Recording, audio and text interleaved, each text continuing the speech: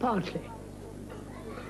And partly also, they want somebody to tell them what to do. They must be very disappointed when you don't. Yes. Not disappointed. They say, what the devil is he talking about? Or say, I must understand what he's talking about. You are not understanding somebody. You're understanding yourself. I feel I understand intellectually, but actually in my life I think it's rather limited. You know, I mean, the actual... It hasn't changed me completely. That's what I mean. When I hear him, I think I understand completely what he's saying in terms of the words he uses and so on. But it doesn't have its corresponding effect in my life. Why is that? I don't know. I think it's the self seems to be so strong, and one resists it so completely. He really is nobody. And if we could understand that completely, that might change our lives. But we don't. What do you get out of coming in? Pardon? What do you take away from a week here? That's the whole problem. We all want to have something. That's the goddamn problem. It's understandable though, but that's our problem. We're so greedy, we want it. And maybe that works too. If you really want it, you might get it. It being what? If you don't really want it, you won't get it. It being what? I don't know what you want. It's what you want. It depends how you listen. He's very repetitious if you just listen, if you don't really listen, and you're just aware of the words and the superficial meaning. Whereas if you really listen, you can say that the bird singing in the garden's repetitious, the blackbird sings the same week after week. But if you really listen, it's always new. And the same thing with Krishnamurti. If you really listen, it's new. There's an art of listening. When you listen to Beethoven or Mozart and so on, you listen. You don't try to interpret it, unless you're romantic, sentimental and all that. You absorb, you listen. There's some extraordinary movement going on in it. Great silence, great depth to all that. So similarly, if you can listen, not only with the hearing of the ear, but deeply, not interpret, not translate, just listen. So when they all leave the tent and they say what he really meant was... Yeah, then you are lost. I remember when I listened to him for the first time, it was nearly impossible because I couldn't accept what he was saying. Why? Because it's very strong. He throws you back to all your things you can't accept. You see, you are greedy, you are jealous, you are all that, and you know you are. And when he throws you back at this, you say, no, I don't like to see that. Now, after some years, I got very used to, well, to look at this because I wanted to, because I saw it got really very much easier to accept it than running away from it, because if I run away from it, I got always more fear and fear and fear because the thoughts go round and round. So now I would say, I don't know if I understand him, but I understand myself a little bit better. Our brain is very limited. Our brain is so heavily conditioned by the scientists, by propagandists, by religion, by all the historical events, whether it's Lenin or somebody else. Our brains are conditioned. And we live in that condition.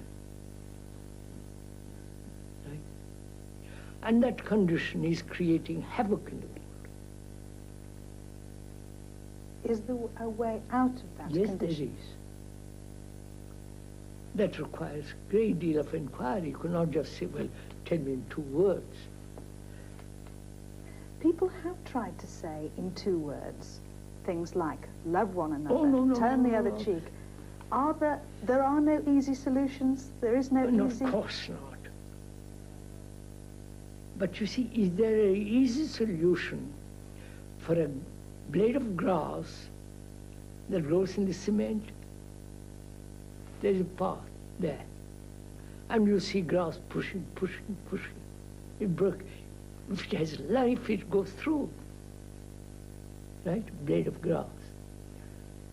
As our brains are terribly limited, our life is limited. Right? And can that brain, which has evolved through millennia,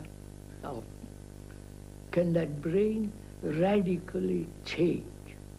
Do you think that he is very insulated and protected by this lifestyle, that he doesn't really understand the problems that most people face? I think he does, but I think he feels that they make problems where there needn't be problems. By not actually seeing what their problems are. And I think people do make problems that aren't necessarily there. And I don't see that it makes him any... I mean, they expect him to dress in, perhaps some people, in sackcloth and ashes and grow his hair and his beard. But does that really make you a more religious person? Is it possible that someone could come here to one of the talks, hear what you say, hear in himself or herself the truth, and then go away and live in this quick result, quick society? Yeah, can the two coexist? Of course.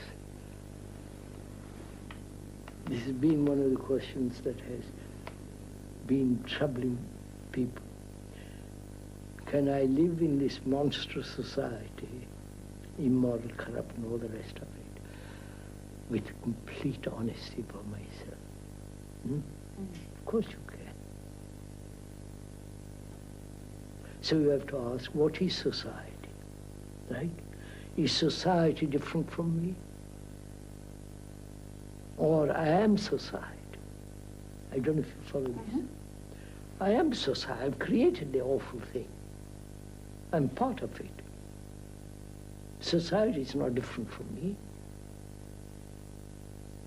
right? So I don't reform the outer circle. Social reform, you know, all the political game that's going on. First I put my house in order. My house, deeply my house in order. And then there'll be order out there. If you and I and all of us who are listening put our house first in order, we have created a new society. Very higher up. Ο Krishnamurti πιστεύει ότι αυτό το μήνυμα μπορεί να αλλάξει τον κόσμο μας ριζικά. Αν έστω και λίγες χιλιάδες ακούσουν και καταλάβουν. Στην κατασκήνωση πρέπει να γίνεται διάλογος, αλλά σπάνια συμμετέχει το ακροατήριο. Κάθονται εξίσου άκαμπτοι με τον ομιλητή. Παλεύουν να καταλάβουν τα όσα ενιγματικά λέει. Λίγοι ξέρουν τον Krishnamurti στην ιδιωτική του ζωή. Πόσο αγαπάει τα ωραία ρούχα, τα κεράσματα. When he comes to London. Why? How elegant he looks then. What does he like to do when he comes to London? He goes to his tailor and he comes up, say, for the dentist, and we always have lunch at Fortnum & Mason's in a very quiet place at the top, the 4th floor, and get his hair cut. Otherwise he hates London. A lot of people would be horrified to think that someone that is preaching self-effacement, self-discovery, actually enjoys all those material and worldly things. He doesn't tell you to give up happiness or to give up joy. I mean, if you enjoy doing something, then you say, do it. Ο Krishnamurti κάνει μια ζωή χωρίς οικονομικά προβλήματα. Σαν τη βασίλισσα έχει απομακρυνθεί από τα χρήματα. Ούτε έχει ούτε χειρίζεται λεφτά. Τα προσωπικά του έξοδα καλύπτονται από φίλους και η οργάνωση των βιβλίων και των διαλέξεων γίνεται από το μη κερδοσκοπικό ίδρυμα Krishnamurti. Η διάλεξη γίνεται στη σχολή Krishnamurti. Εδώ ο Krishnamurti το παίζει οικοδεσπότης.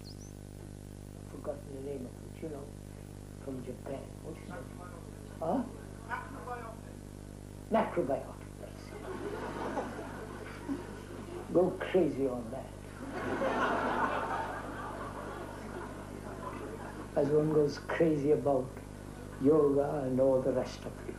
Laughter is part of seriousness. Right?